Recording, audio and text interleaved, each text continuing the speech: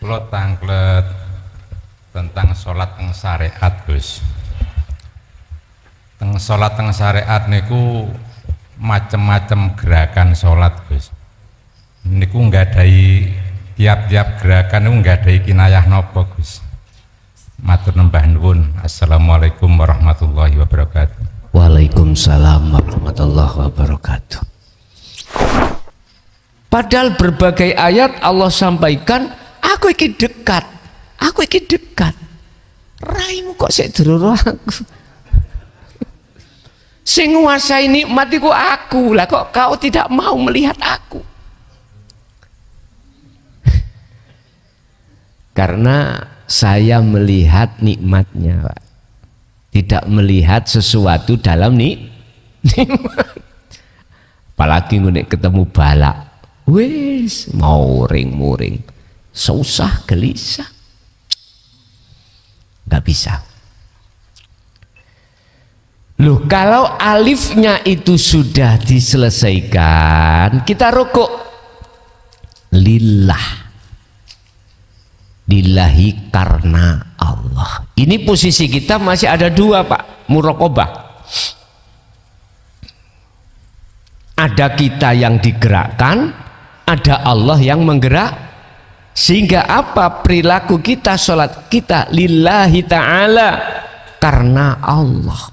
Kalau tidak ada Allah, nggak mungkin aku bisa sholat, aku bisa gerak. Ini muraqabah, sudah dekat.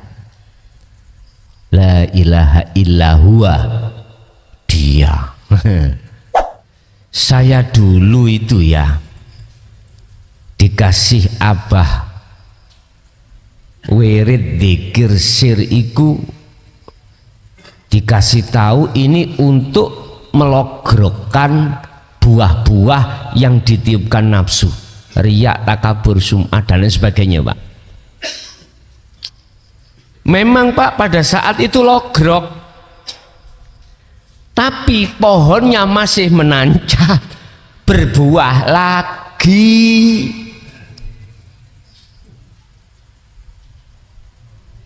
Makanya mohon maaf, itu pasti nanti datang lagi, karena pohonnya belum mati. Belum mati. Pohonnya itu masih menancap, buahnya memang nggak ada, sudah merotoli, tapi nanti ditinggal ketep loh, metu maneh, buahnya muncul lagi. Terus satu-satunya jalan biar gak muncul pohon itu harus dijebol dari tanah. Artinya dengan zikir sirul asror itulah cara untuk jebol sifat basariyah. Sebab kita lihat fungsinya apa sirul asror. Yakfur bitawuti wa yu'min billah, meninggalkan iman selain Allah. Ini siapa yang meninggalkan iman selain Allah, wa yu'min billah, maka kau akan bertemu Allah, maka imanmu akan jadi ihsan, imanmu akan benar hanya pada Allah. Ini mboten soro kok dzikir sirul asror niku balas mboten soro. Lah wong gak diucap, mung dirasa, dingimani antara rohaniyah dengan urip ini. Makanya nanti terus beat ya, di luar banyak yang menunggunya deh, Pak.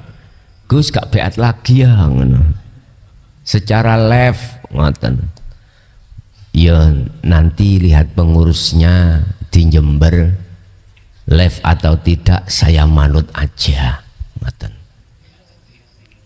Dalam saged nggih, saged kula manut mawon, manut mawon. Bapak Ibu hadirin jamaah rahimakumullah. Apa maksudnya kita kok disuruh untuk jebol pohon tadi? Supaya buahnya nggak ada. Secara otomatis buah itu nanti hilang sendiri. Riya, takabur, apapun sifat-sifat yang dilarang, yang tercela di mata Allah, itu dengan sendirinya akan hangus. Yang tadinya kita kemelawinti, ngerti kemelawinti nggih, Mas? Cara Mojokerto kemelinti, selalu muncul aku niki lho Pak, niki mungkin dengan sendirinya sifat-sifat riya, takabur, sum'ah, hasud hilang dengan sendirinya. Ingat sejarah di dalam Al-Quran terkait kisah Ajazil dengan Nabi Adam, seperti itu. Iblis, ini sebelum diceluk iblis kan sebutannya kan Ajazil. Kamu apa yang menjadikan dirimu menghalangi, Waalaikumsalam, sehingga dirimu itu tidak mau menjalankan perintahku yang berupa sujud kepada Adam. Wa idh qala lil malaikatis judu li adama fasajadu illa iblis. Apa yang menjadikan penghalang dirimu itu sehingga tidak mau menjalankan perintahku? Ajazil apa? Hanya satu jawabannya. Ana khalaqtani minar wa khalaqtahu mintin. Gusti Allah, kan api aku timbang Adam. Aku jenengan ciptakno ndugi geni. Adam ndugi tanah li api pundi. Nah, Gusti Allah digenek ngoten. Jenenge iblis kan gak duwe sifat sing genah lah ngoten. Akhirnya logika jawab, iya memang bener api awakmu. Berarti olehnya si iblis tidak mau menjalankan perintah Allah rupa sujud pada Adam, disebabkan iblis rumangsa luweh beci, luweh bagus, lo takabur. Akhirnya ditulis Gusti Allah ning surat Al-Baqarah, aba wastakbar wa kana minal kafirin. Karena sifat takabur, buah takabur dalam diri Ajazil itulah akhirnya dia disebut orang yang ingkar dari perintah Allah.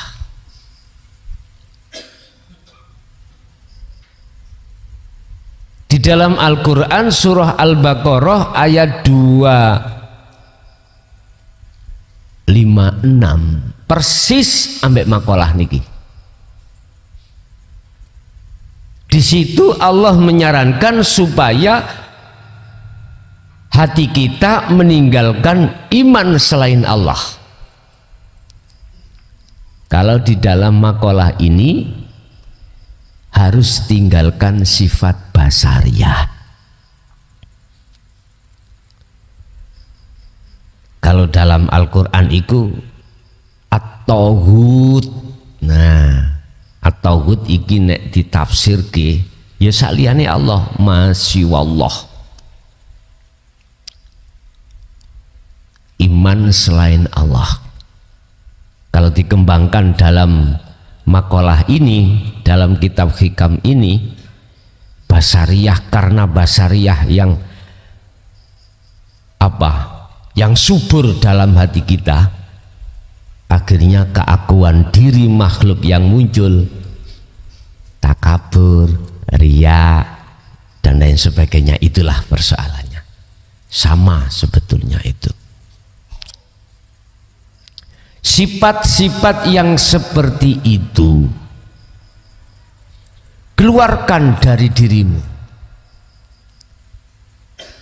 Walaupun kau tiap saat dan waktu campur dengan sifat itu,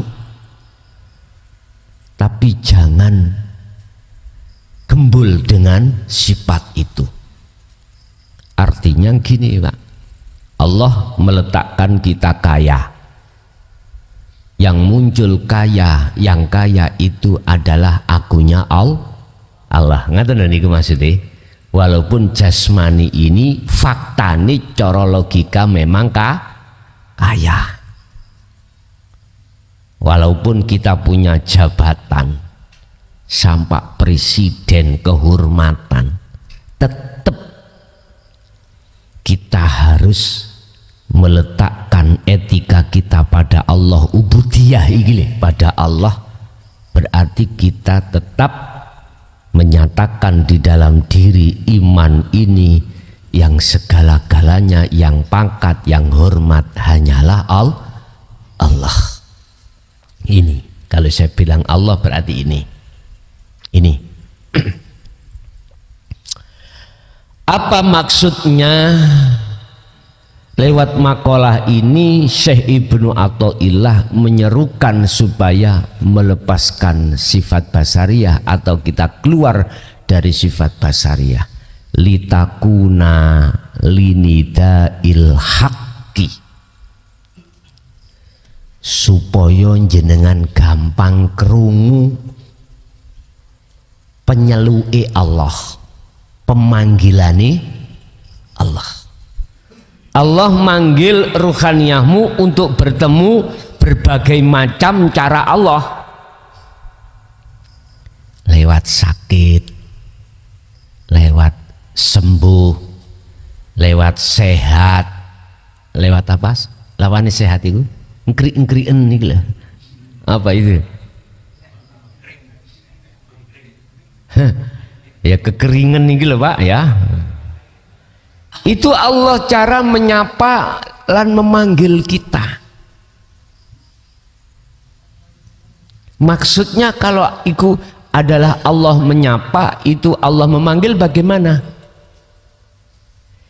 Supaya kita menjatuhkan iman bahwasanya di dalam sehat dan sakit yang berkuasa hanyalah Allah.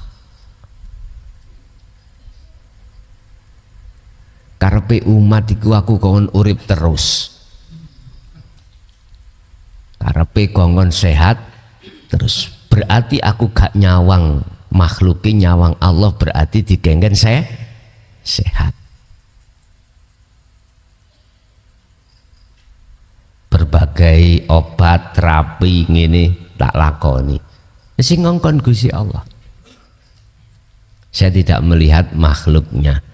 Tapi juga Allah nggih menyapa kami lewat sakit suatu saat. Loh, hanya dengan Anda memegang sirul asr itu loh akan memperhatikan nida al-haq, nida il-haq, pemanggilannya Allah, biar mudah Anda itu mendengarkan panggilan Allah. Allah memanggil kita lewat nikmat dan bala. Saged dikasih nikmat jenengan, nikmat awak sehat, nikmat rezeki kebutuhan duniawiyah cukup. Allah memanggil juga lewat bala. In asobathum musibah qalu inna lillahi wa inna ilaihi raji'un. Itu Allah yang memanggil. Jenengan langsung peka, oh Allah manggil. Akhirnya ketemu Allah di bala dan nikmat.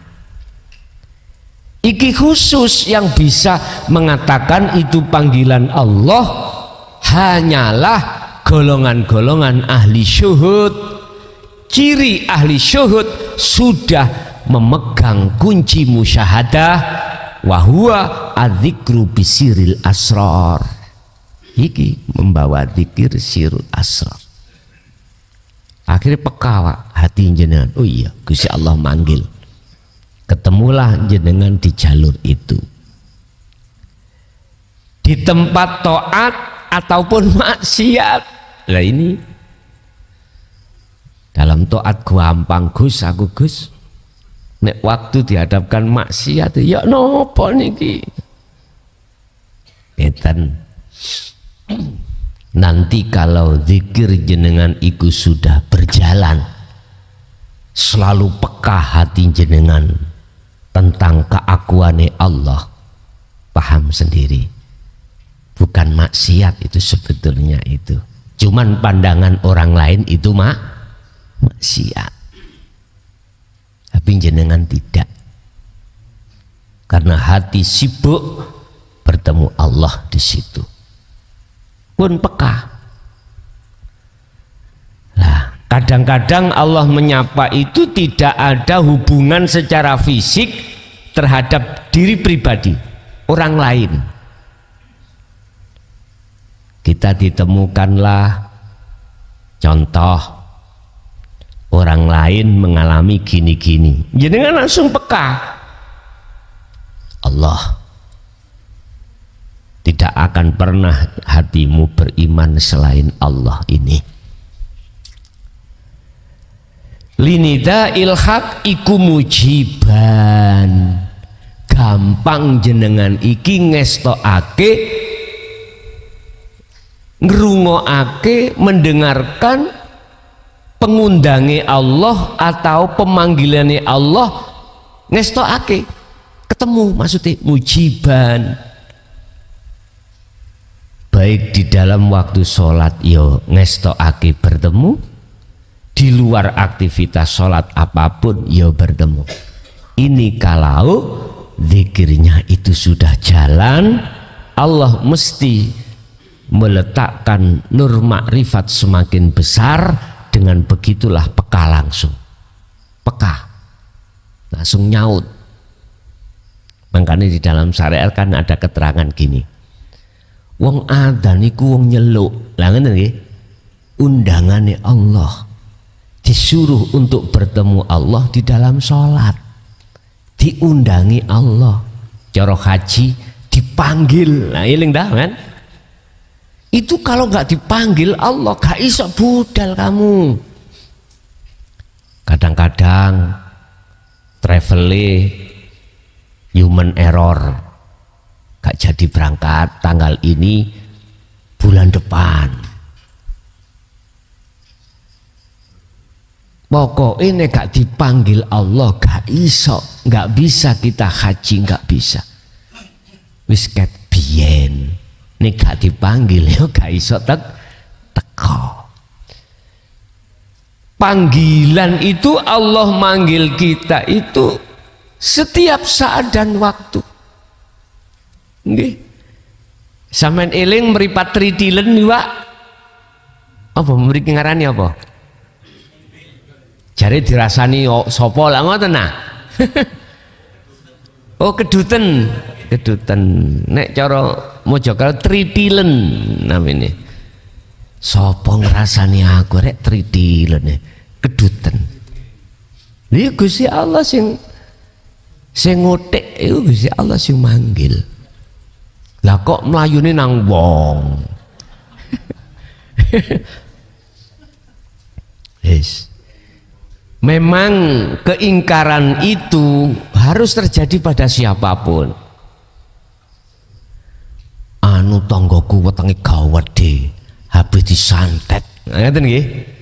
Santet sapa? Mesti ngomongnya wong. Ngaten nggih. Wis gak apa-apa. Iman selain Allah itu yang melakukan, wis gak apa-apa. Nikmatono ae dulu. Nanti pokoknya ojo sampak kuwi. Game durung ngalih iman ngene lho. Lah sadurunge game ndang ngali yo cepetan ngoten lho. Wa min hadratihi qoriban iku qoriban. Biar gampang awakmu nyedek ketemu Allah.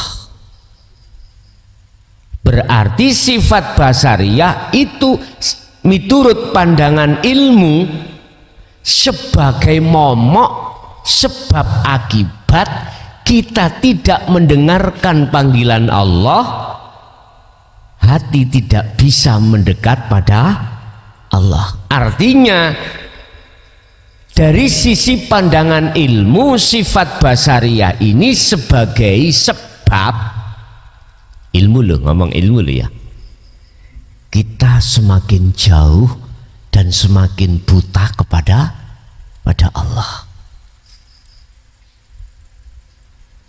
Piye carane kita bisa lekas dekat dan hudur bertemu Allah, dan atau kita mudah peka, itu panggilan Allah. Ya sifat basariyah ini di dalam hati keluarkan. Carane mudah mawon. Gak usah memahami ilmu A sampai Z. Wong umur jenengan wis kari titik, cukup pahamono hakikati syahadat. Itu tidak terlepas dari dzikir sirul asrar. Ashadu madepi atimu illallah urip ning awakmu. Lesan boleh menyebut Allah, tapi hatimu bukan Allah nama, tapi inilah. Idza sa'alaka ibadi anni fa inni qaribun. Muhammad, jikalau hambaku bertanya tentang aku di mana, katakan fa inni qaribun, sesungguhnya aku iku dekat.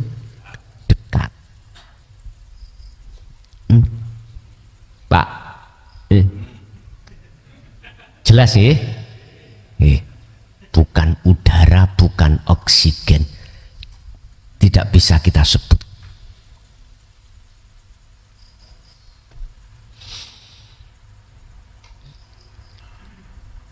Lah terus untuk bisa menuju ini, iki dos pundi bagaimana? Sifat keakuan kita dalam hal macam-macam lepasan. Wa may yakfur bitaghut, ya ini maksudnya. Barang siapa yang mau melepaskan ini dalam hatimu, wa yu'min billah, maka keakuan Allah yang muncul dalam dirimu atas segala hal apapun, itu caranya bedol pohon basariyah.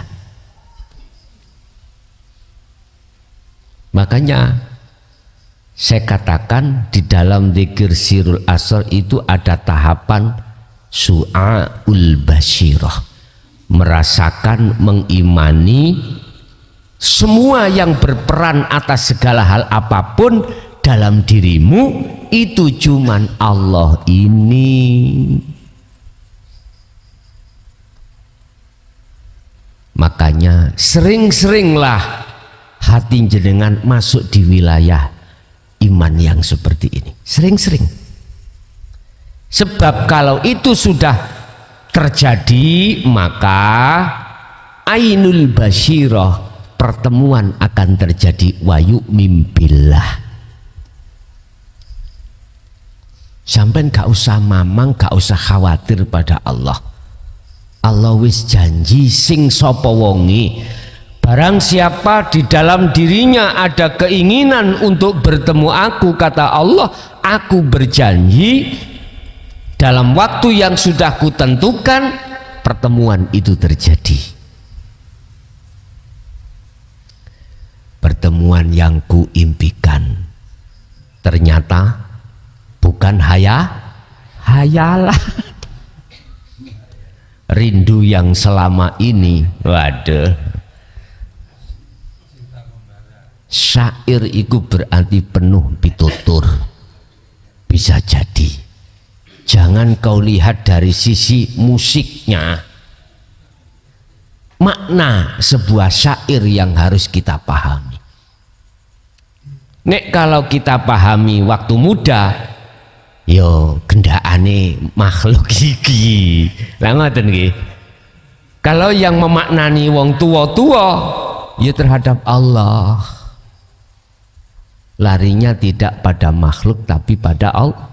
Pada Allah.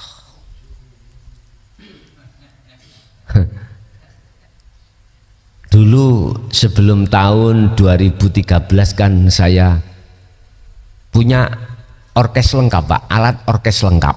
Disik pernah Allah kasih alat lengkap, drum sudah ada, semuanya ada. Semuanya ada. Pemukulnya juga ada, penyanyinya juga ada dulu. Tapi penyanyi jamaah sendiri dulu itu, enggak ngebon apa ngambil biduan enggak. Kemarin yang pakai tentara itu Pak ya, pakai banser itu penyanyi kita itu dulu itu. Nggih, dulu itu. Nggih. Ya nek edok nggih wonten nggih. Wonten dulu itu. Untuk mengiringi saya ketika saat ngaji tiap Sabtu itu dulu. Terus habis ngono diminta orang Sidoarjo, ya kasihkan semuanya. Udah nggak pakai itu lah, kok kemarin muncul wis digawe ngibur wong-wong wis ngono. Loh, ana sing komen Pak teng WA. Komennya ya ada yang baik, ada yang kurang baik, ada yang wis macam-macam. Ngeten komennya. Loh, tibake Gusti yo nasional ya. Gak melulu ngaji tok ae. Loh. Baru tahu. Ono sing ngeten komennya. Gak cocok. Wong ngaji kok dicampur dangdutan. Gak apa-apa. Saya hormati. Apapun bentuk pandangan jenengan itu baik, pandangan sampean saya hormati, sebab kata syair, baik untuk orang barat belum tentu baik untuk Indonesia. Tinggal melihat dari sudut pandang gitu aja. Terus bagaimana secara spesifik, secara cepat spesifik kita bisa mengeluarkan, kita keluar dari sifat basariah? Cuman satu Pak, sering-seringlah hatimu untuk mendawamkan, mengistiqomahkan zikirmu. Tentunya yang kumaksud zikir di sini adalah sirul asrar. Sebab itu bisa dilakukan walaupun keadaan jasmani jenengan iki hadas kecil atau besar atau hadas head, bisa. Free, di situ free Pak. Justru nanti hadas kecil dan besar secara hakikat rontok ini nanti. Mboten napa-napa. Beda dengan zikir jahri siri loh Pak ya. Head nggak boleh, hadas besar sampai junub nggak boleh. Tapi kalau sirul asrar free, pokoknya free.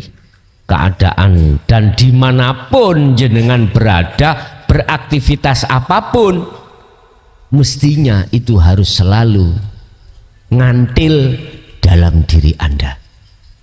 Ya.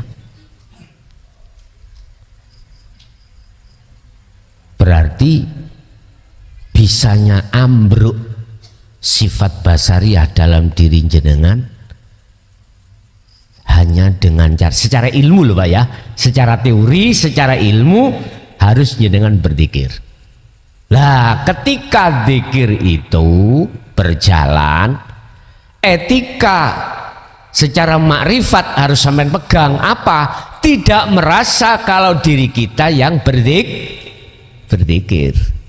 Makanya ada pertanyaan, Gus saya kholwat sudah lama kok gak usul-usul. Ternyata bundelannya, apa bundelannya itu Pak? Kendalanya belum mau melepaskan keakuannya yang berzikir. Artinya saya masih merasa yang berzikir. Sebab sesungguhnya akhirat itu tidak jauh.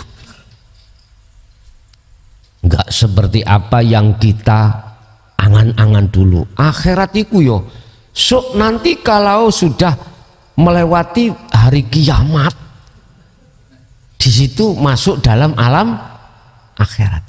Dan itu benar menurut syariat. Tapi menurut hakikat ya di dunia ini sajangkah Pak mean Pak. Sabila rosyad, yang dikatakan sabila rosyad, ya kaumi he kaumku gelem kamu tak tunjuk no jalan sing benar, yaitu jalan nang akhirat. Tapi ayatnya itu meriku malah imam itu menolak. Ndak, otomatis nek imami menolak, makmumnya juga menolak. Yang dimaksud jalan menuju akhirat di dunia ini Bapak Ibu, sabila rosyad, jalan kebenaran mana? Ketika jenengan beraktivitas apapun yang bersifatkan duniawiyah, apakah sholat, apakah zikir, apakah bersolawat, maca Quran, zakat, haji, menolong orang, apapun, jikalau hati jenengan sudah masuk di wilayah keakuannya Allah atas segala hal apapun, berarti jenengan sudah mencolot di akhirat. Udah, ya itu. Nggak sajangka tau Pak, gur sajangka. Makanya di dalam pendidikan tauhid ada istilah tahalli dan tajalli.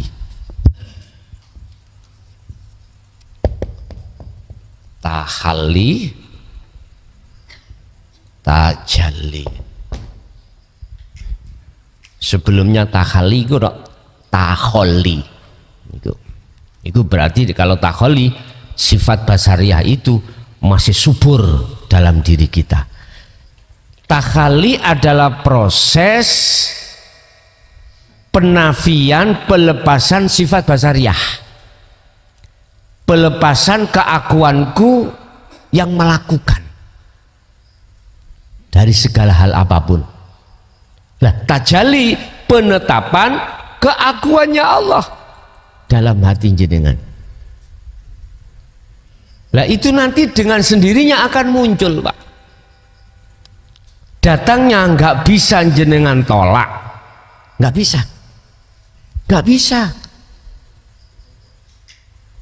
Andai kata tidak datang, jenengan tarik sampai medet, nggak bisa. Ternyata kalau sudah pelepasan diri, baru dengan sendirinya akan muncul tajalli. Akhirnya Allah bertajalli pada makhluknya. Artinya apa? Allah meletakkan dirinya pada makhluknya, disebut nur, laksana air. Akhirnya air seakan-akan bisa menghilangkan rasa haus, rasa dahaga, rasa haus. Itu Allah bertajalli. Tapi sebelum Allah bertajalli, jenengan kudu bertajalli pada Allah dulu. Etikanya gitu. Menetapkan keakuannya Allah yang segala-galanya di dalam diri Anda. Otomatis fana sudah, diri jenengan sudah tiada. Lah disitulah nanti yang disebut Allah bertajalli pada makhluknya. Wis. Sampai kapanpun, hatal yakin. Kalau Rasulullah melakukan hal ini di dalam surah Al-Hijr ayat yang terakhir, ayat 99, hatal yakin. Bahasa miturut pandangan manusia sampai game. Tahu game nggih? Sampai mati. Nah, makanya mengapa saya kok katakan kholwato 40 hari 40 malam. Itu adalah masa uji supaya diri panjenengan iki semangat berpacu dalam melodi. Boleh katut ya, berpacu terus. Nanti dengan begitu akan sampailah dalam kebenaran. Bapak Ibu hadirin jamaah rahimakumullah. Lah jenengan mengke ketika berucap asyhadu itu maksudnya adalah ruhaniyah, bukan jasmani. Betul jasmani Anda mengatakan asyhadu, tetapi yang bersaksi, yang melihat itu adalah ruhaniyah, ainul basyirah Anda. Lah ainul basyirah akan muncul manakala saat itu basyariah Anda lepasan. Berarti di dalam hati jenengan ada satu rasa, satu iman, sambung rasa menyang urip, iman kepada hidup ini yang disebut secara syariat Allah. Makanya nggak boleh toh jenengan itu berhenti asyhadu alla ilaha, lah nggak boleh toh, wajib illallah. Maksudnya Anda itu menghadapnya hati itu hanya pada hidup itu. Itulah Tuhanmu. Yakinkanlah tiada Tuhan selain Dia. Gampangan ngoten. Wa asyhadu anna Muhammadar Rasulullah. Muhammad secara syar'i memang Ibnu Abdillah zaman kenabian. Orang bersaksi itu wajib tahu, wajib melihat siapa yang disaksikan. Iya, kalau zaman para sahabat langsung bisa bertemu. Hakikatnya ini loh Pak, Muhammad itu adalah makhluk, termasuk jenengan, laki perempuan iku makhluk. Semua selain Allah disebut makhluk. Iku Rasulullah. Semua atas dasar diperintah Allah. Jenengan bisa berkumpul karena dikumpul ke Allah. Allah ini ya urip ning awak jenengan. Godhong obah sebab diobahke urip. Yaiku berarti godhong daun itu adalah Muhammad secara hakikat. Berarti sing beat, sing nyambung no tali ruhaniyah sampai datang Allah lewat rasa, lewat iman, itu Allah sendiri. Yang Allah memajaskan, yang Allah mentajalikan pada diri saya, terus datang jenengan, akhirnya jenengan dong. Paham? Bukan mukhlason seongkok, bukan. Saya itu sama dengan jenengan Pak, ispo dambe air memang loh. Kok Allah tidak bertajalli pada makhluknya? Nggak mungkin. Jenengan bisa sampai di sini dan atau bisa berbaiat mboten saged. Jadi baiat itu tidak diartikan perjanjian, ndak. Baiat ini maksudnya secara hakikat adalah disambungkan talinya ruh sampai datang Allah, sebab selama ini telah terputus oleh nafsu, akhirnya hati kita tidak pernah berzikir, ingat pada Allah. Jangankan di luar sholat, di dalam sholat pun tidak ada rasa, tidak ingat pada Allah. Makanya disambungkan. Setelah itu nanti ada beberapa hal yang harus jenengan jaga. Ketika habis baiat itu harus ada yang jenengan jaga, untuk tali ini selalu melekat di dalam diri jenengan. Faqadis tamsaka bil urwatil wuthqa lam fisomalaha. Biar tidak mudah putus, harus jenengan pegang tali ini nanti. Berarti lewat apa? Zikir nanti yang akan kami jelaskan. Bapak Ibu hadirin jamaah rahimakumullah, kesimpulannya adalah sifat basariyah yang ada pada diri kita selagi masih tumbuh, selama itu tidak akan bebas dari pengaruh bisikan hawa nafsu, nggak bisa. Kalau semua amaliyah itu didasari oleh sifat basariyah, maka hubitot a'maluhum wa malahum min nasirin. Mohon maaf, secara kacamata hakikat, sholat yang terjadi pada diri kita, zakat, puasa, haji, apapun amaliyah, hubitot, maknanya ditolak. Opo a'maluhum, piro-piro amali mereka. Sebab apa?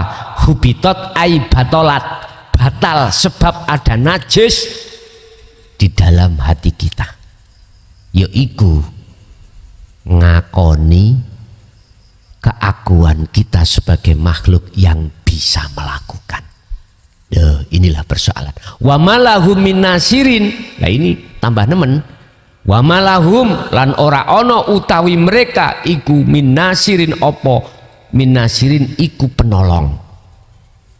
Ya sudah, iki pandangan hakikat lah. Makanya mengapa kita dulu dihadapkan insya Allah sholatmu diterima, insya Allah. Ada dua hal. Insya alamun ngersakake sopo Allah Gusti Allah nolak ya nolak, nerimo ya nerimo. Lamuno berarti kan kita masih ada di hukum tengah-tengah, belum ada hukum kepastian. Makanya biar pasti, oke, ikuti alim ulama yang bernafaskan hakikat makrifat ketasawufan. Ikuti ajaran-ajaran beliau, karena beliaulah sebagai hak pewaris daripada dinut tauhid yang telah disampaikan oleh Rasulullah. Lah ulama yang kumaksud di sini bukan berarti wong iku ngalor ngidul, kopiahan, sarungan, enggak. Bukan berarti dia selalu di panggung, enggak. Kadang-kadang dia ditaruh Allah sebagai pedagang, sebagai dokter, sebagai pejabat, bahkan sebagai terendah di mata manusia derajatnya, wong sing paling melarat lan sak piturute. Bisa jadi Allah menaruh kekasihnya itu di berbagai lini, bisa jadi. Itu yang kumaksud adalah pewaris Rasulullah. Sebab Rasulullah mulai zaman Nabi Adam sampai Kanjeng Nabi Muhammad itu gur siji Pak amanai, gur satu, anik budullaha wastanibut tauhid. Kewajiban beliau cuma satu, mengarahkan ruhaniyah ini supaya tidak beriman selain Tuhan, tidak mengajarkan menuhankan orang lah, enggak pernah. Hanya satu ini.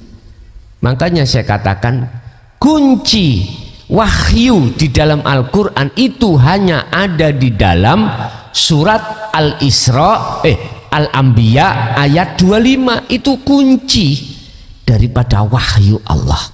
Allah tidak akan mengutus utusan A, B, C, D sampai Z kecuali wajib membawa la ilaha illa ana.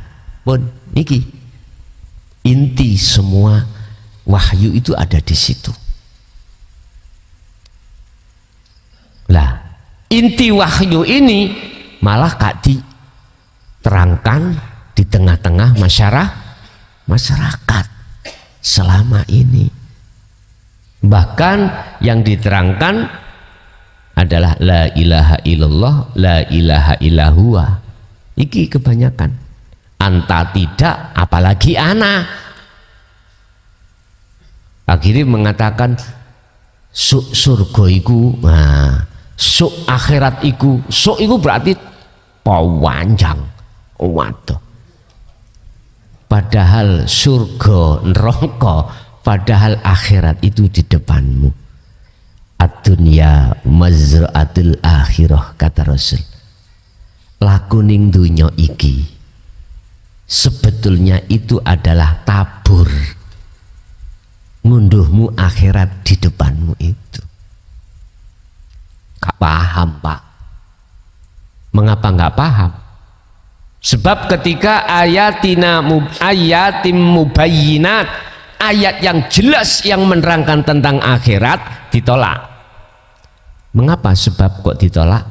Karena golongan-golongan itu bersukaria membahas kesenangan kehidupan di dunia. Sedangkan wal akhiratu khairu wa abqa dianggap gak penting. Besok ngoten. Yes, muga-muga ketemu. Ngoten mawon. Muga-muga ketemu. Lah apik sih Pak ya, walaupun gak ketemu, muga-muga ketemu. Makanya ketika saat saya bertemu satu teman itu mempunyai keinginan ingin menikahi tetangga saya, walaupun ditolak kan gak salah. Wis muga-muga lamaramu diterima. Lah mboten napa-napa to, Pak. Mboten napa-napa, ngoten. Muga-muga lamaramu diterima. Padahal niki tetangga saya sudah dipinang oleh orang lain. Dilamar, ngoten lho, Pak. Wis muga-muga wis berangkat to. Muga-muga diterima. Bapak Ibu hadirin jamaah, itu yang pertama. Jadi selama manusia sifat basariah belum ditumbangkan, selama itu tidak akan pernah bisa sampai mendekat dan bertemu Allah. Yang kedua, tidak akan pernah peka hal ini, bahwasanya semua apa yang terjadi pada diri kita itu panggilan Allah. Walaupun di sini belum dijelaskan tentang solusinya supaya tidak begitu, bagaimana. Saya jelaskan sarahnya hanya satu. Asah terus zikir sirul asrar. Dengan begitulah pohon ini nanti akan roboh. Yang terakhir, ingat, yang merobohkan itu bukan karena amaliyahmu zikir, tidak, tapi yang merobohkan itu juga Allah. Yang menafikan, melepaskan keakuanmu bukan dirimu yang bisa, tetapi di situ hanyalah Allah. Bapak Ibu hadirin, sebelum masuk pada sesi tanya jawab untuk bulan depan, oleh karena Jum'ah kedua itu jatuh Jum'ah Legi, maka saya majukan Jum'ah pertama, berarti tanggal 2 Februari. Ketepatan ini saya barengkan dengan Banyuwangi. Banyuwangi tanggal 1, mriki tanggal 2. Terus bulan 3 nututi mboten Ramadan niku. kalau masih kita bulan 3 itu masih ada waktu, karena bulan 3 itu kan puasa toh Bu. Kalau masih ada waktu ya tetap kita rutinan puasa kita. Masih nggih? Tesih. Oh nggih. Berarti sampai bulan 3 Maret nanti. Karena dalam bulan Maret itu kan puasa entah tanggal berapa itu. Nggih. Dah. Bapak Ibu hadirin, monggo menawi ada yang perlu ditashehkan, ada yang perlu menambahi atas keterangan apa yang sudah disampaikan ini tadi, biar teman-teman bertambah paham. Monggo yang lebih senior, monggo, ataukah yang ada yang perlu ditanyakan, kami persilakan. Assalamualaikum warahmatullahi wabarakatuh. Warahmatullahi wabarakatuh. Kula tanglet tentang sholat teng syariat Gus. Teng sholat teng syariat niku macem-macem gerakan sholat Gus. Niku nggadahi tiap-tiap gerakan niku nggadahi kinayah nopo Gus. Matur nembah nuwun. Assalamualaikum warahmatullahi wabarakatuh. Waalaikumsalam warahmatullahi wabarakatuh. Ketika para mujahid beristihad tentang sholat dalam gerakan itu mesti wonten maknane, mesti wonten maknane. Mujahid satu dengan yang lainnya kadang juga nggak sama. Madhab Syafi'i, Hanafi, Maliki, Hambali kadang juga nggak sama. Tergantung hasil ijtihadnya itu mendapatkan apa begitu. Tapi ketahuilah pasti setiap gerakan itu punya makna tersendiri. Lah makna itu mesti di dalam. Isi kebanyakan itu di dalam. Kalau kulit itu di luar. Bapak Ibu, di situ ada 4 gerakan. 1, kita berdiri. 2, kita rukuk. 3, kita sujud. 4, kita duduk. Ya, 4 tuh Pak ya. Berdiri, rukuk, sujud, duduk. Ini ya punya arti tersendiri. Kalau kita gali satu persatu, mungkin tidak jauh dari surat Toha ayat 14. Innani anallah la ilaha illa ana fa'budni wa aqimis sholah lidzikri. Berarti ingat. Ingat pada siapa? Yang dimaksud di situ adalah Allah. Kesoipun pundi? Oh ini.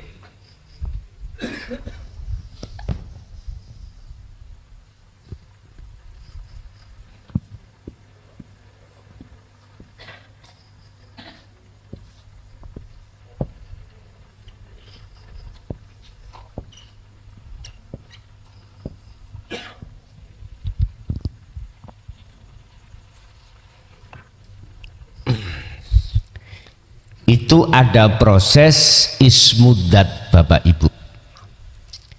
Alif iku maksudnya adalah berdiri. Lam pertama adalah ruku. Lam kedua adalah sujud. Lam, terus ha adalah duduk. manakala sudah melewati Allah, huruf yang pertama alif kita buang, berarti lillah.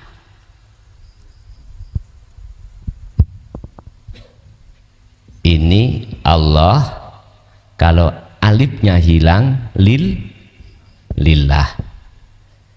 Kalau lam pertama hilang lahu, kalau lam kedua hilang hu.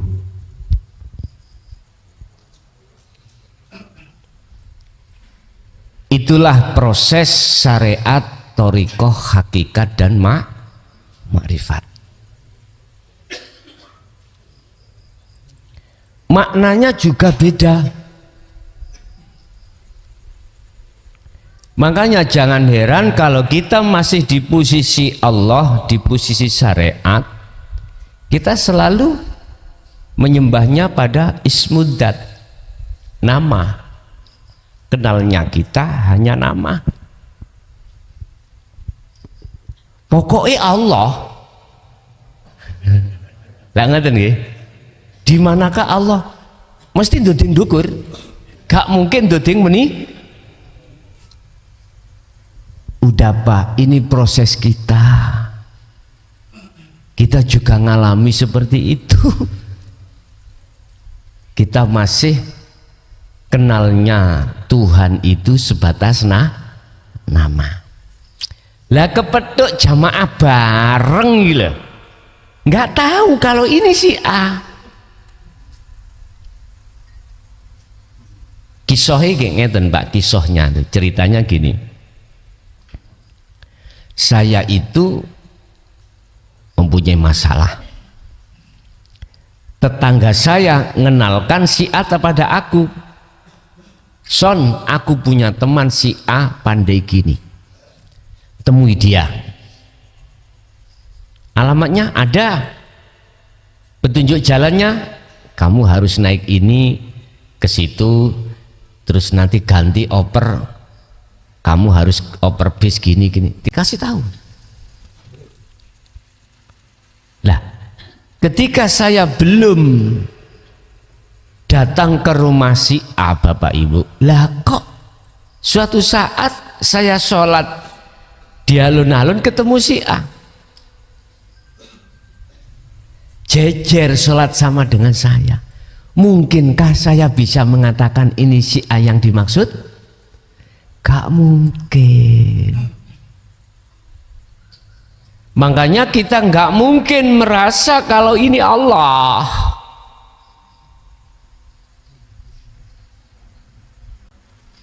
Padahal berbagai ayat Allah sampaikan, aku iki dekat, aku iki dekat. Raimu kok sik durung aku. Sing nguasai nikmat iku aku, lah kok kau tidak mau melihat aku? Karena saya melihat nikmatnya, Pak. Tidak melihat sesuatu dalam nikmat. Apalagi nek ketemu balak, wis muring-muring, susah gelisah, nggak bisa. Loh, kalau alifnya itu sudah diselesaikan, kita rukuk lillah, lillahi karena Allah. Ini posisi kita masih ada dua Pak, muraqabah. Ada kita yang digerakkan, ada Allah yang menggerak. Sehingga apa perilaku kita, sholat kita lillahi ta'ala, karena Allah. Kalau tidak ada Allah, nggak mungkin aku bisa sholat, aku bisa gerak. Ini muraqabah, sudah dekat. La ilaha illa huwa, dia.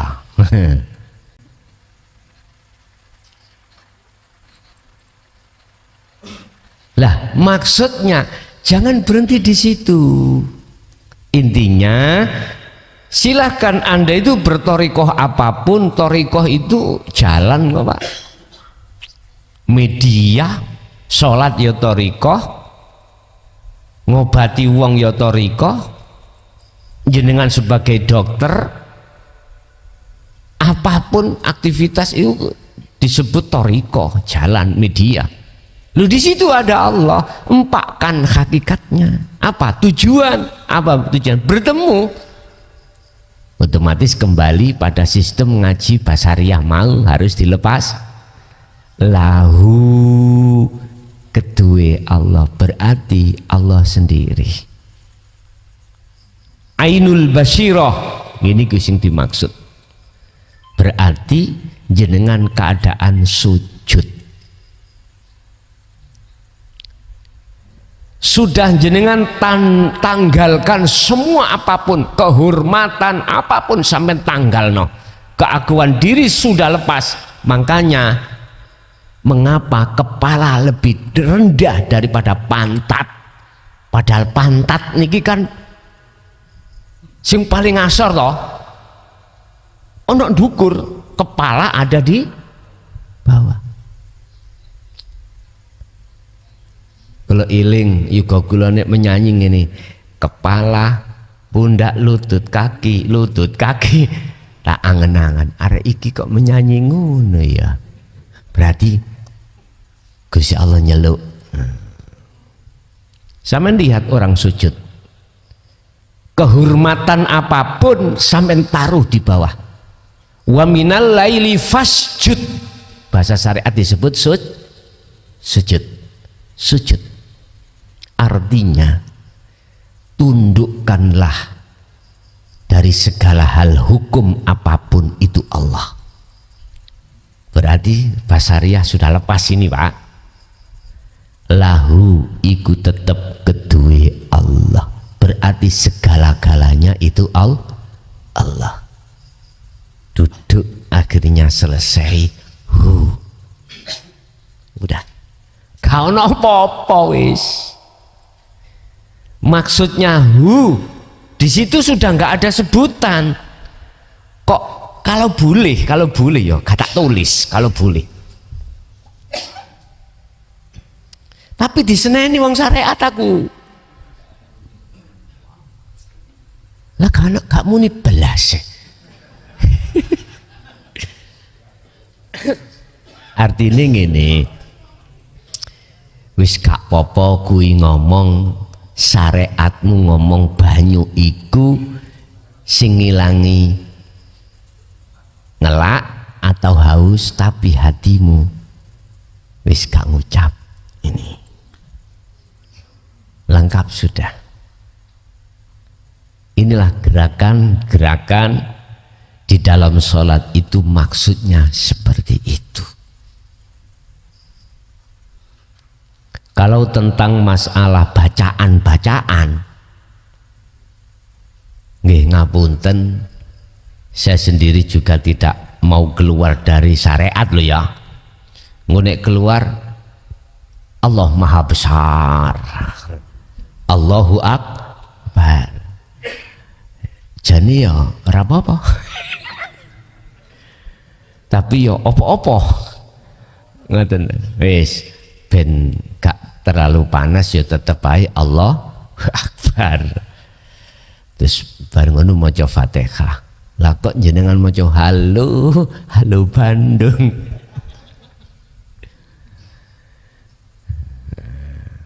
Wong nek gendeng gak apa-apa, nek gendeng Pak. Wong jenengan gak gendeng kok ya. Wong sistem majetubun ya gak apa-apa, wong gila kok. Kan hukumi. Wong jenengan gak gila. Jadi wis ya sesuai dengan syariatnya aja. Kalau kita waktu berdiri itu baca apa, jangan keluar dari bacaan, sesuai dengan tahapan syariat. Betul, inilah yang dimaksud sallu kama ra'aitumuni usolli, ada di sini. Kuwi nek salat ojo syariate tok, ya sak hakikate. Hafidu ala sholawah wassolatil wusta. Yo ojo jasadmu tok sing salat, ruhmu yo melu salat. 238 Al-Baqarah itu Kalau kau melakukan itu, otomatis wakumu lillahi qanitin ay khosyiin. Kau akan menemukan wilayah khusyuk itu nanti ada di situ. Itulah Pak salah satu jawaban dari sebuah pertanyaan tentang masalah gerak, berdiri, ruku, sujud, duduk. Ada yang mengartikan Muhammad. Jadi pertama berdiri mim, Muhammad itu hurufnya juga 4. Mim, ha, mim, dal. Lah ngeten nggih. Wis terserah jenengan. Terus ada apa kaitannya dengan Muhammad? Allah dengan Muhammad. Kok setiap rumah itu ada tulisan Allah Muhammad? Bahkan di masjid juga begitu. Kok gambare kok gak dituduhke? Di fotone Allah, di fotone Muhammad. Nggak ada toh Pak ya?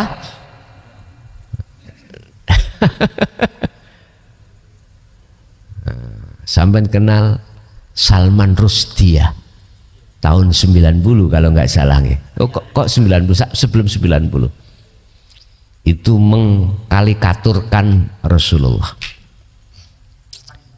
89. Oh, gitu ya.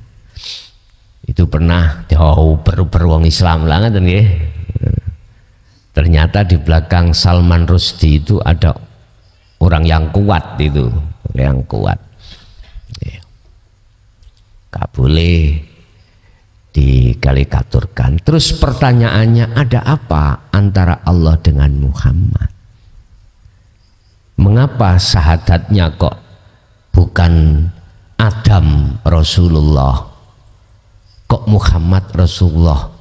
Padahal Adam bersyahadatnya itu seperti itu. Asyhadu alla ilaha illallah wa asyhadu anna Muhammadar Rasulullah. Ada apa dengan lafadz Muhammad? Sampai Nabi siapapun ya Muhammad. Bahkan Rasulullah sendiri bukan wa ana Rasulullah, bukan. Tetap Muhammad Rasul. Ada apa dengan Muhammad? Ini kalau kita menguak pemahaman dari sisi tasawuf, maka ketemulah. Itulah namanya Nur Muhammad. Yang Nur Muhammad wiji kang dumadi saklebete urip. Ya sudah, bagaimana jenengan menggambarkan padang? Yes kuwi, pokoknya padang yes kuwi. Padang, gak mungkin toh menungso itu mengatakan padang itu dari listrik cahaya itu, enggak mungkin. Kebanyakan ngomong oh dari lampu, lah gitu dah, lah gitu dah. Jarang orang yang hatinya ingat oh padangnya ini dari setrum. Kebanyakan itu ngomong dari lampu. Makanya kalau ke toko mesti ditanya berapa watt, lah gitu. Ada 5 watt, 10 watt, 15, 20. Sing bawaan ter itu segini. Nah, akhirnya kita mengatakan padangnya itu, cahaya itu datangnya dari lampu. Padahal yang sebenarnya adalah dari setrum. Nah, sampean pingin tahu ya jempokan setrum itu. Kemarin aku jebak setrum Pak, ginjal-ginjal ya. Enak tapi bareng ngono enak. Awak ngefresh. Sampai nek sampai niku gak arep mangan, njembok setrum. Tapi ojo setrum asing ini sing ali kudu ono sing ngendhalekno. Jempok di sampean rangkul ya gosong sampean. Enak. Akhirnya dibuat media salah satu hamba untuk terapi, untuk apa? Untuk melancarkan peredaran darah. Sebab beribu-ribu peredaran darah dalam tubuh kita itu kau wecil ya kan lah lewat iku setrum nyut jan penak Pak gak percaya nah setrum jempol didik nah nyut nah darah sampai lancar kok. Jadi Bapak itu yang bisa kami jawab terkait masalah gerakan berdiri, rukuk, sujud, duduk itu adalah gambaran dari sebuah lafadz alif lam lam ha di dalam ismudat. Artinya mengapa ditampilkan Allah di situ? Anda supaya dalam sholat itu selalu ingat pada Allah. Nggih. Monggo. Oh, penutup salam dalam sholat. Kulo mulai cilik sampai gede ini.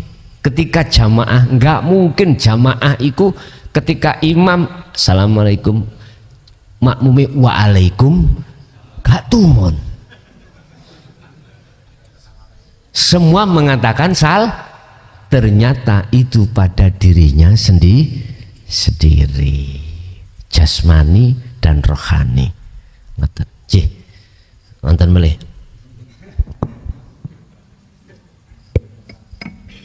Wonten malih Yai derek tanglet ingkang pertama nggih menika masalah dzikir sirul asrar. Kula mboten paham kok dzikir diarani dzikir bila labdin, bila ismin, bila kalamin. Niku penjelasannya ya napa Yai? Cekap. Sampun. Setunggal tok nek ngoten nggih. Nggih.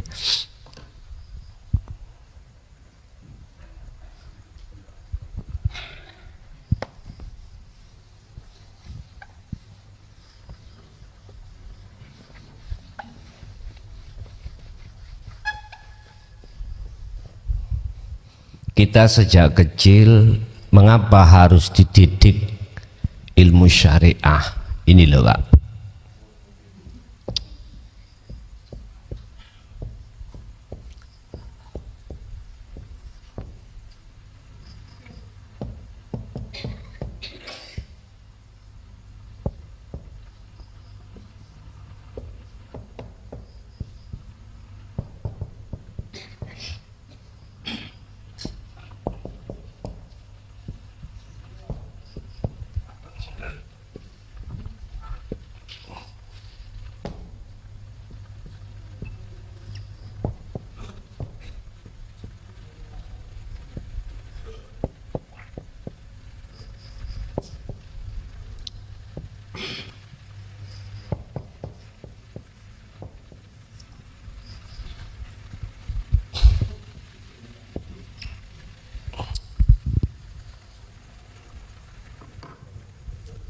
Kita langsung loncat pendidikan kita dari jahri lan siri, langsung kita bahas sirul asrar. Makna secara lugat sirul asrar adalah di dalam rahasia ada berbagai rahasia. Sudah rahasia, di dalamnya masih ada rahasia. Inilah tingkat hakikat untuk menuju makrifat. Walladzi arsala rasulahu bil huda wa dinil haq. Aidinul haq, aidinut tauhid. Huwa ini Pak. Allah mengutus satu utusannya dengan membawa petunjuk dan agama yang bertauhid.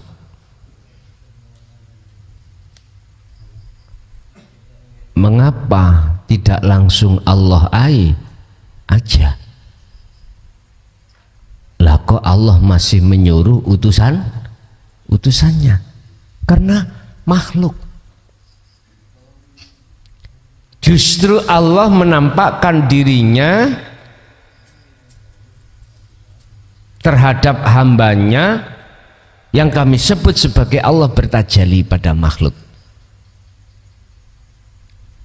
Karena yang dihadapi juga makhluk. Lah, disinilah perlunya kita memahami tentang masalah syariat dan thariqah. Kita masih ada kalimah lantaran. Nah, ngeten nggih. Lantaran jenengan ya Rasul, Gusti Allah iku menehi hidayah. Lantaran jenengan ya Rasul, Gusti Allah iku ngasih hidayah padaku sehingga saya tahu mana jalan yang hak dan mana jalan yang yang batil. Kan lantaran. Berarti Gusti Allah pakai lantaran. Di wilayah ini sebagai proses harus dinaikkan. Makanya tadi lillahi, lahu, hu. Lanjut.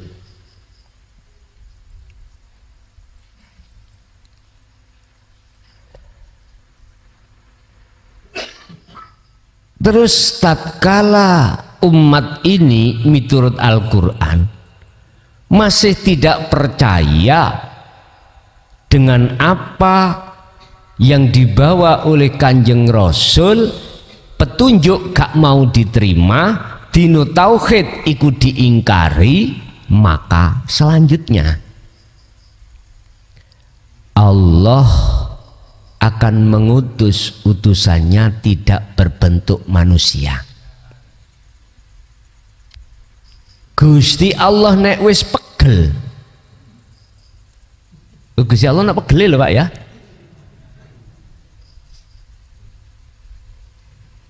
sifat kohari kuat, kohar, maksa, akhirnya ngutus malaikat. Tidak memberikan peringatan, langsung hancurkan.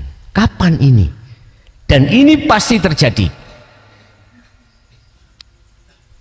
Sejarah umat-umat para nabi dan rasul dulu juga seperti itu. Dan di zaman ini sejarah terulang kembali. Dengan cara apa Allah mengadabnya? Wa ahlakna, dan aku bakal ngancurake liqaumihi maring kaum, liqaumin maring siji kaum. Setelah Allah itu mengutus utusannya dengan membawa bil huda wa dinil haq, tapi tidak mau diterima, tidak mau mengimani, dihancurkan. Allah tidak akan menghukum satu kaum. Allah tidak akan mengadab dalam satu kaum manakala Allah tidak terlebih dulu mengutus utusannya untuk menyampaikan tentang hal ini. Mesti disampaikan dulu. Terus di situ ada dua, wa minhum man hadallah wa minhum man haqqat minal dhalalah. Satu menerima hidayah dan petunjuk, mengimani, satu menolak. Zaman deloklah ning Quran, sejarah-sejarah dihancurkan itu karena sebab keingkaran mereka. Lah tiba kita di umat yang paling ujung, berarti zaman akhir Kanjeng Nabi Muhammad sama. Wa aktsaruhum la yu'minun, tidak percaya. Ada Qur'annya, entah surat apa saya lupa.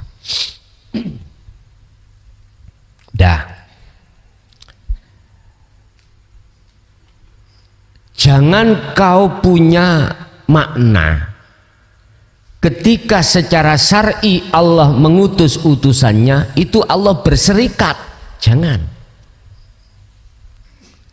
Allah itu maha kuasa atas dirinya sendiri.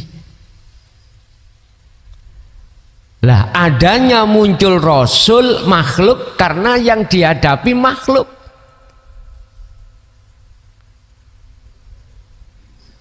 Yang dihadapi makhluk, sesama makhluk. Jadi Gusti Allah mengetokkan dirinya di dalam makhluk yang berupa Rasul tadi, sebetulnya gitu. Sebetulnya gitu. Biar tahu itu Allah tidak berserikat, maka dipahamkanlah la ilaha illa anta wa ana. Sehingga di dalam iman jenengan tidak ada perserikatan, tidak menuduh Allah itu jaluk bantuan malaikat, jaluk bantuan si A si B, enggak. Secara iman sampean iku sudah tidak ada syirik sama sekali, baik jali lebih-lebih khafi tidak ada. Di dalam rahasia ada beberapa rahasia lagi. Iku makna secara lugat. Kalau secara istilah dzikir sirul asrar itu adalah bila sautin wa kalamin walafdin, sudah tidak bersuara Allah atau dalam hati Allah sudah tidak, kalam pun juga tidak. Mengapa? Karena anta dekat, Allah sudah terasa dekat. Wis gak bengok-bengok maneh, dekat loh Pak. Nah, kalau kita bengok-bengok berarti nduduhno kalau Allah itu budek. Apa bahasa Indonesia budek ya Pak? Tuli nggih, tuli. Kan Allah tidak mengenal tuli toh. Sifat Allah maha mendeng. Innallaha ya'lamu ma fis sudur. Innallaha ala kulli syai'in qadir. Innallaha wasi'un alim. Ya. Makanya bila sautin gak bersuara, ya tidak berkalam karena dekat sudah. Lah, di dalam sirul asrar itu ada tahapan 3. Ya, tahapan 3. Pertama adalah rasa, kedua adalah melihat, ketiga adalah menyatakan. Pertama merasa, rasa itu iman Pak. Iman gak usah sampean ucapkan. Kata Rasul, iman yang benar adalah anta budallaha ka'annaka taroh, yang disebut ihsan. Ketika kau melakukan apapun ibadah, seakan-akan kau bisa melihat rasa tadi. Berarti rasa sambung dengan urip. Iman yang benar adalah iman yang sudah tidak ada lagi selain Allah. Itu ihsan. Ihsan itu benar, bagus. Dalam segi aspek apapun, kalau hati jenengan sudah merasakan kehadiran Allah ini, maka jenengan itu sudah berzikir sirul asr di tahap rasa. Ada yang merasakan, ada yang dirasakan. Rasa nggak pernah bohong Pak. Oke, jenengan nunjuk kopi ya rasa kopi. Jenengan minum tegan ya rasa tegan. Gak mungkin kebalik, karena gak pernah bohong. Itu namanya ihsan. Sebetulnya itu. Tapi kalau iman sampean masih jatuh di dalam huruf alif utawa lam pertama, masih munyer-munyer Pak. Kadang tahu dadi tempe, tempe dadi tahu. Esok tempe, sore tahu. Dele biasa. Iku proses kita dulu Pak. Wa minan nasi may yaqulu amanna billah wa bil yaumil akhir wa ma hum bimuminun. Sebetulnya iman kita belum benar.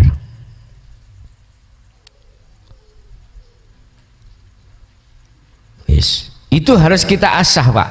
Caranya mengasah, setiap kali apapun yang jenengan tindakake, hati sampean jangan pernah mengakui diri Anda yang melakukan, tapi harus merasakan hanya Allah inilah sebagai sang berperan, sang pelaku. Isim fa'ilnya ini harus ada yang merasa, ada yang dirasakan. Lah, seiring berjalannya waktu su'aul basyiroh ini, maka lama kelamaan masya Allah perkara selain Allah dalam hati sampean logrok, sudah hilang. Akhirnya ditaruh Allah ainul basyiroh, bertemu itu bukan sirruh ketemu urip ini, ndak. Nama Allah hilang, yang merasakan hilang, yang dirasakan hilang, perkara yang dirasakan hilang, yang melihat hilang, mata untuk melihat fana, yang dilihat fana. Laksana udah. Itulah hakul basyirah. Bener wis imanmu, menyatakan aku iki Allah, bukan aku hamba lho Pak ya. Itu kalau dikembalikan pada surat Toha ayat 14 itu gitu. Yang berkalam ini innani anallah iku ini, aku iki Allah. Jadi aku ini saged dipahami? Wis nek wonten mriki gendeng, Pak. Gendeng. Gila. Jenengan maksudnya gila, sudah dilalaikan hatimu tentang selain Allah. Enggak ada, udah. Wong dirimu enggak ada kok. Wis kayak wong turu gak mimpi, tangi-tangi saweger. Ya apa cerita ya apa sih yang menceritakno wong gak mimpi. Ya seperti itu. Makanya dalam sarah Al-Hikam itu ada yang mengatakan mimpi iku laksana sempalane wong makrifat. Mimpi yang bagaimana? Turu mimpi yang bagaimana? Bukan mimpi yang kelihatan gini-gini, enggak. Yang melihat dan yang dilihat, mata untuk dilihat itu fana. Artinya satu pelaku, namanya Esa. Makanya la ilaha illa ana, namanya dzikir fana'u dzikri. Artinya sudah kefanaan. Iling wis gak ono dirimu iling. Wis gak melo iling. Berarti sing iling ya sing diilingi. Yang merasakan yang ya satu pelaku yang dirasakan. Sudah nggak ada awal, nggak ada akhir, nggak ada sebutan dohir, nggak ada sebutan batin, nggak ada sebutan hamba, nggak ada sebutan gusti. Sebutan opo? Ya opo iso nyebut sampean. Mang lingkaran ya iso nyebut, basa lingkarane dibosek. Nyebut apa, Cok? Diem sampean. Inilah maksudnya bertemu itu di situ, Pak. Tondo tok mawon sing kula duduhne. Atimu mesti ayem. Ala bi dzikrillah tatmainnul qulub. mesti wayem. Nggak ada rasa, nggak ada gampang rasa khawatir, rasa gelisah, rasa takut, nggak gampang muncul niku.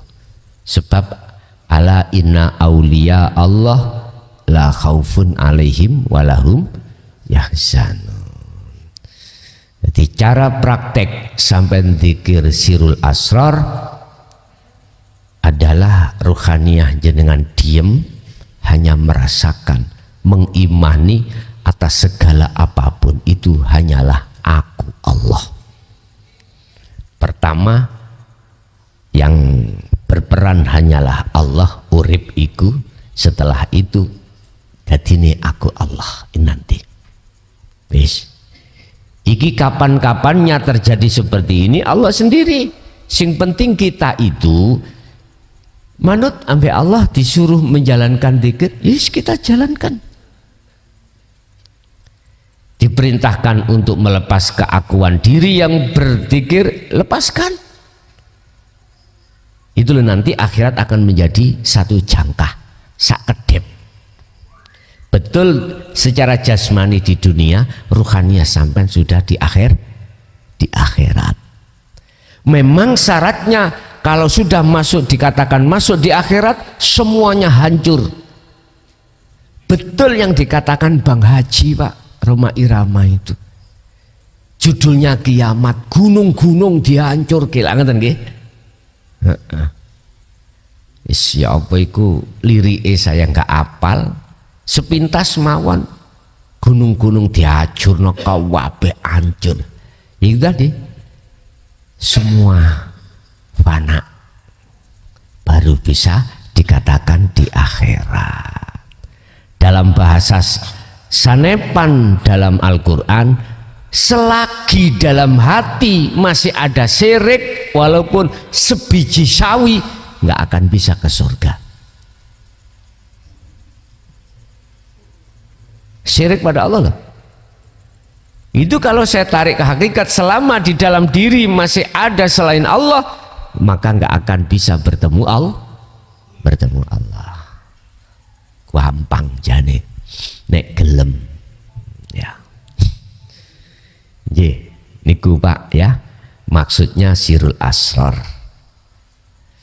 Nggih, ada lagi. Nggih. Para bapak hadirin yang kula hormati, keranten sampun sautawis nggih. Untuk pertanyaan saya kira ditutup dulu karena masih ada baiat. Nah, untuk sekarang pengajian ini biar ditutup dengan doa ya. Nanti kemudian persiapan baiat ya. Monggo Gus ditutup dulu sama doa. Bapak Ibu hadirin jamaah rahimakumullah. Itulah apa beberapa ilmu yang diberikan Allah terhadap kita.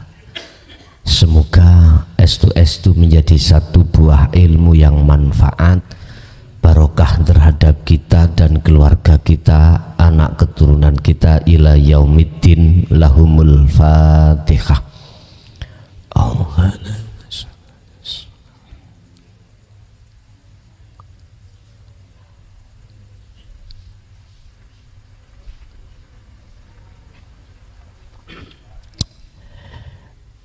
Awalan wa akhiran afwa minkum.